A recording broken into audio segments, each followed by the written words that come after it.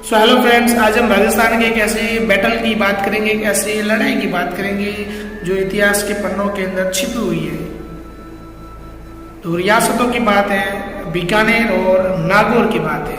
तो रियासतों के बीच में लड़ाई कोई जमीन को लेकर नहीं थी, कोई सीमा को लेकर नहीं थी। अगर लड़ाई थी तो वो थी एक तरबूज को लेके। जी हाँ, आपने एकदम सही सुना है कि लड़ाई तरबूज को लेकर थी और हम उस युद्ध की कुछ पृष्ठभूमि बताते हैं।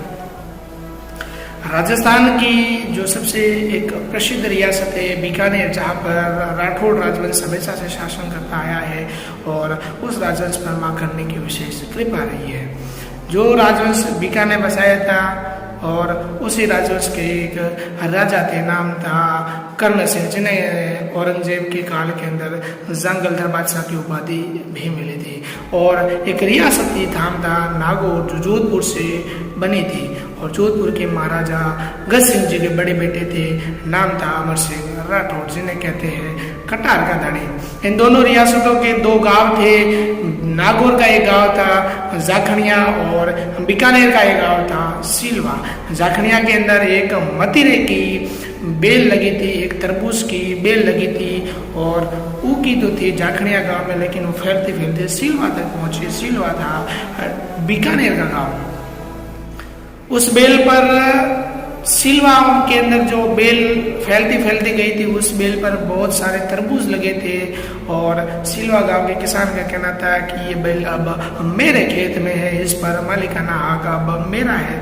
लेकिन बीकानेर और जो नागौर का जो किसान था, जाखनिया का जो किसान था, वो कहता है कि ये बेल मेरे खेत के अंदर उगी थी, ये तो फैलती फैलती आपके यहाँ पर आई है, इस तरबूज पर सबसे बड़ा अधिकार मेरा है। ये बात दो किसानों से लड़ते लड़ते गांव तक पहुंची, पंचपटलों तक पहुंची और ये लड़ाई लड़ते लड़ते राजमहल तक पहुंची।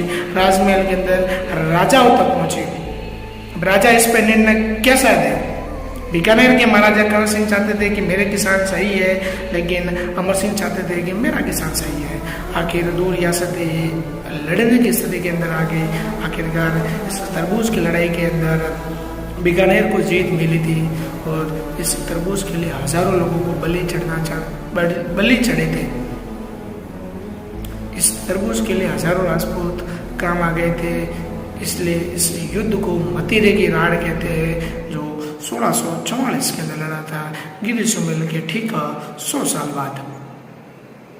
Thank you. आप इस चैनल को सब्सक्राइब करें और आप इस बेल आइकन को क्लिक करें और ज़्यादा से ज़्यादा लोगों तक शेयर करें। थैंक यू, धन्यवाद साहब।